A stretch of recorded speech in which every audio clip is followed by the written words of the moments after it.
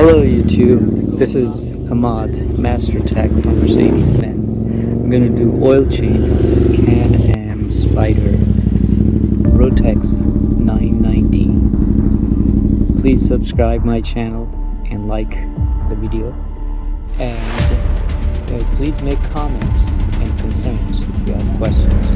Thank you so much, I appreciate it. Okay, so here is the reservoir for the motor oil, and here's the drain plug right there. And I used a 6mm long reach and a long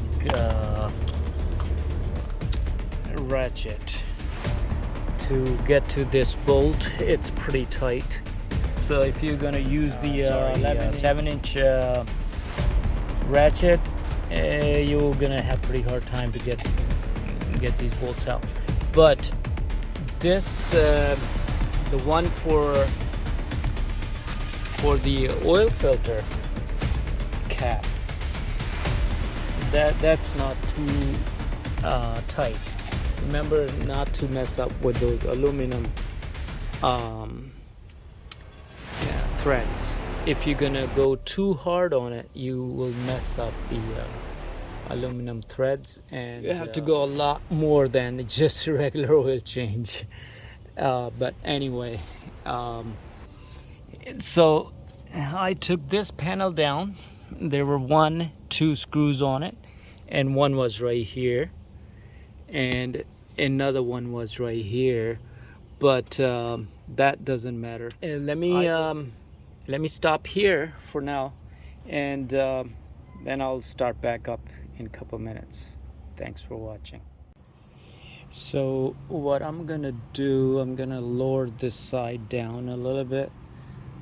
That way the residual oil sitting in there will come out. And it's supposed to take 4 quarts, but I already took one of these first. That was about 2.5 quarts, and then another little smaller tray I took out for the oil filter. And I'm gonna lower it down a little bit so that residual oil comes out. And let's do it together. It has to be done really slow.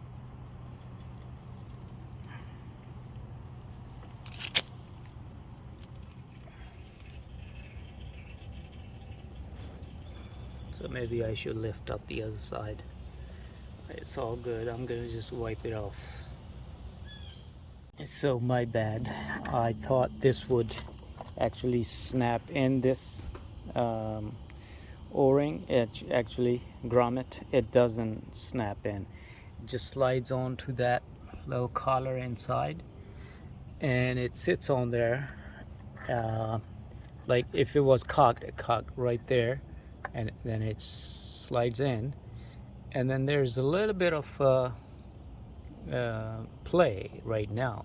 So when I put the screws in, it will hold it tight. That's pretty much how the oil filter goes in.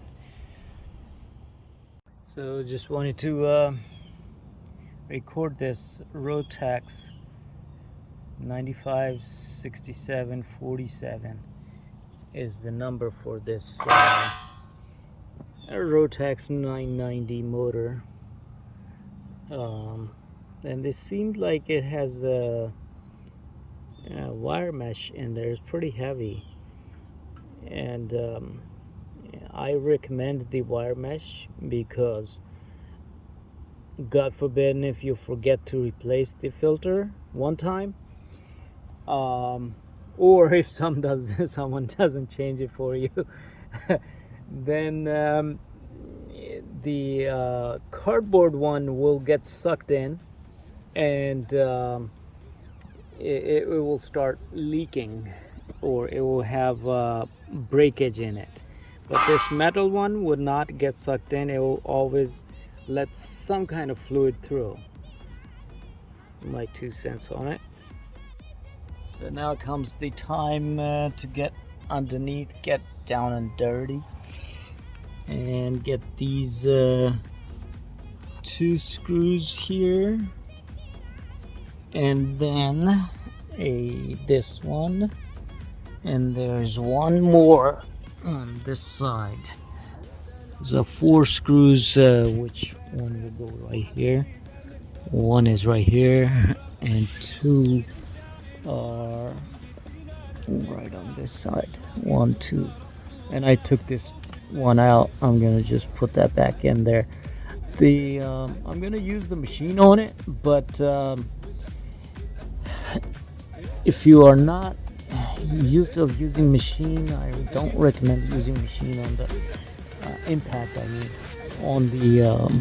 on the plastic, because most likely you'll damage the plastic if you over torque it. Right, it's time to fill up the reservoir. I'm going to use this Castor Oil Power 1 540.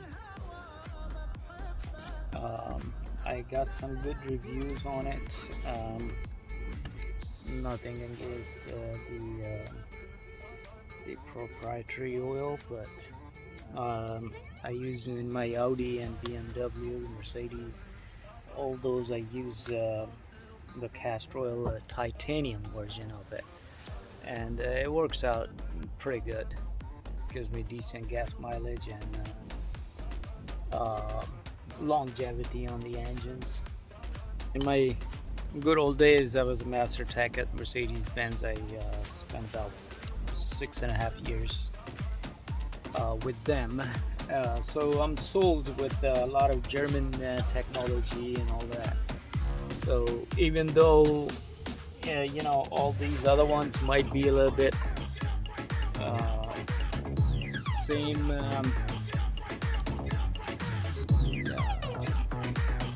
level or standards, but just old school stuff. So I'm just gonna put 3.5 in there, and then I'm gonna go drive it.